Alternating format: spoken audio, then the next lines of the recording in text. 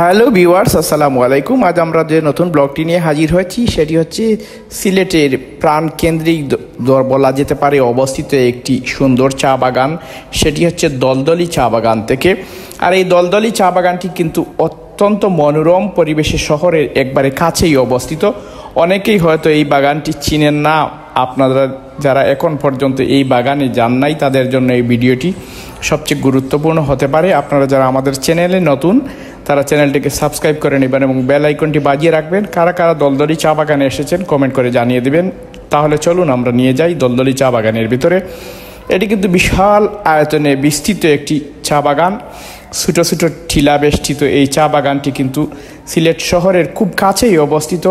সিলেটের যে শাহী ঈদগাহ, সেই শাহী ঈদগাহর বিপরীত পাশেই কিন্তু এই দলদলি চা বাগানটি অবস্থিত। এই দলদলি চা বাগানটি কিন্তু শত বছরের ঐতিহ্যবাহী একটি চা বাগান।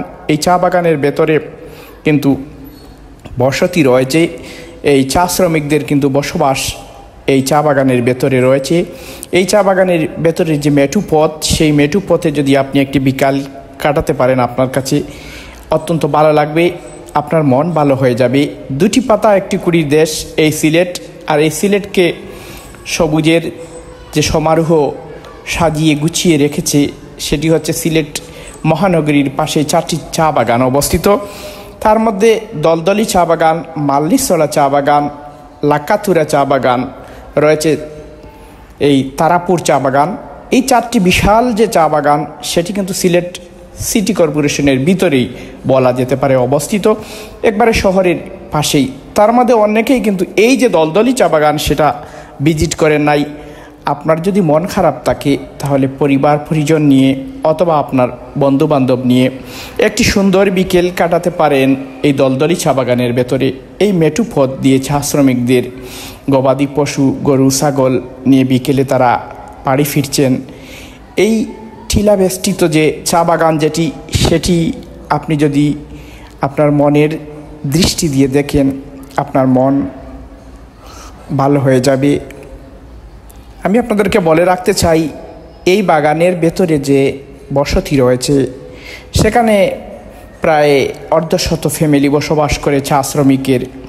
আমরা দেখেছি তাদের জীবন, তাদের কৃষ্টি কালচার, সেটি আমি আপনাদেরকে দেখাবো। আপনারা আমাদের এই ভিডিওর সাথে থাকুন। তাদের এই জীবন দ্বারা এই চা এবং বাগানকে কেন্দ্রিক গড়ে উঠেছে।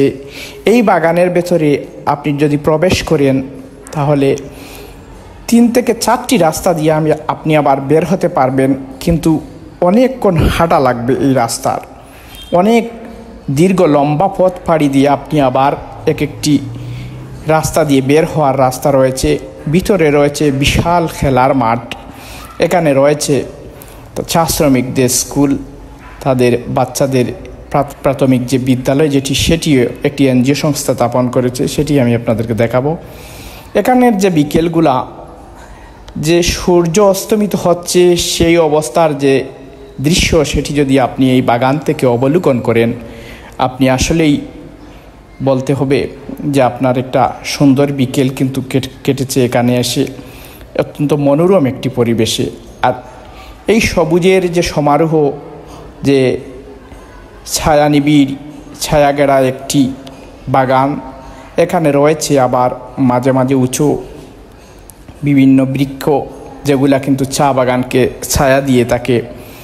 এই চা বাগান কিন্তু এই যে সময়টা সবচেয়ে সবুজায়ন হয়ে থাকে, কিন্তু এই চা বাগান আবার এই শুকনো মৌসুমে তার পাতাগুলো ঝরে যায়, এর সৌন্দর্য কিন্তু কমে যায়। আর এই বৃষ্টি মৌসুমে, বর্ষা মৌসুমে চা বাগানে নতুন কুড়ি গজায়। তারপর এই বাগান আবার সবুজে সবুজে ভরে ওঠে। প্রতিদিন সকালে কিন্তু চা শ্রমিকেরা এখানে এসে তাদের নিত্যদিনের যে রুটিন, 2টি পাতা একটি কুড়ি সংগ্রহ করে থাকেন। আর এই 2টি পাতা একটি কুড়ির এই দেশ সিলেট। আপনি সিলেটে বেড়াতে আসবেন আর চা বাগানে ঘুরবেন না, তা কি হয়? আপনি যদি এই দলদলি চা বাগানে প্রবেশ করেন, প্রতিনিয়ত দেশি এবং বিদেশি পর্যটকদের আনাগোনায় মুখরিত থাকে এই বাগানটি। এখানে নিরাপত্তা ব্যবস্থা বেশ ভালো রয়েছে। এখানে ট্যুরিস্ট পুলিশ আপনাকে সাহায্য করবে। তবে মনে রাখতে হবে আপনি যেমন সন্ধ্যার পরে একা বাগানের গহীনে যেন প্রবেশ না করেন। ধন্যবাদ এতক্ষণ।